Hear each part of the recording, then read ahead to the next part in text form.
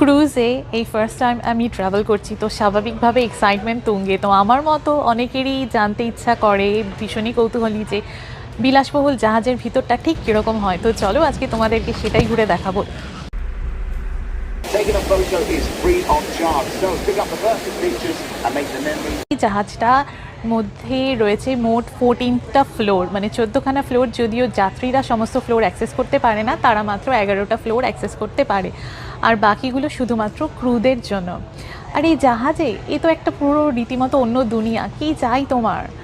খাওয়ার জন্য রয়েছে ডাইনিং হল, এবং সেখানে ভরপুর নানা রকমের নানান দেশের খাবার ট্রাই করতে চাইলে তার ব্যবস্থা রয়েছে।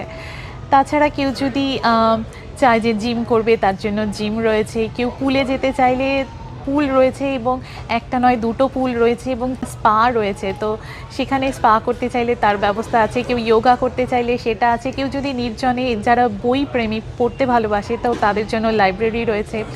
এছাড়া যারা খেলাধুলা করতে ভালোবাসে তার জন্য বাস্কেটবল কোর্ট আছে, টিটি খেলার জায়গা আছে, চেস খেলার আছে, এবং নানা রকমের আরও প্রচুর এন্টারটেনমেন্টের ব্যবস্থা রয়েছে। রয়েছে থিয়েটার, সিনেমা দেখতে চাইলে, তারপরে কমেডি নাইট হয়। আর তো ডান্স ফ্লোর রয়েছে। রোজ সন্ধে হলেই লোকে একেবারে রীতিমতো মেতেই ওঠে, নাচ গান সেখানে হচ্ছে, হই হুল্লোড় চলছে। কেউ যদি চায় যে ক্যাসিনোতে দু হাতে টাকা ওড়াবে কিন্তু নিজের লাক ট্রাই করতে চায়, তো তার জন্য রয়েছে ক্যাসিনো, যেখানে সারাক্ষণ খেলা হচ্ছে। তারপরে রয়েছে বাচ্চাদের খেলার জন্য গেমিং জোন রয়েছে, তো গেম জোনে গিয়ে বাচ্চারা খেলতে পারে। এমনকি যদি বাবা মা চায় তাদের বাচ্চাদেরকে কোথাও রেখে নিজেরা একটু কোয়ালিটি টাইম একসাথে কাটাবে, তো তার জন্য কিন্তু বাচ্চাদের রাখারও ব্যবস্থা রয়েছে। আর এত সুন্দর, এত লাউঞ্জ রয়েছে, মানে তুমি কি চাই, এই সম্পূর্ণ একটা অন্য দুনিয়া। কিছু শপিং করতে চাও, প্রিয়জনদের জন্য কিছু উপহার কিনতে চাও, তার জন্য প্রচুর দোকান রয়েছে। বার্থডে সেলিব্রেট করতে চাও, তারও ব্যবস্থা রয়েছে।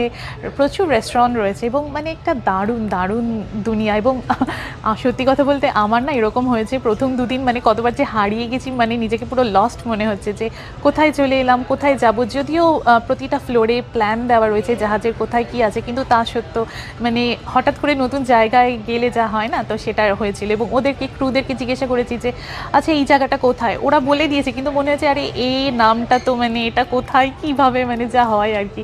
তো যাই হোক, এটা একটা কিন্তু সম্পূর্ণ অন্য দুনিয়া, এবং এই অভিজ্ঞতাটা কিন্তু সত্যিই অনবদ্য অভিজ্ঞতা।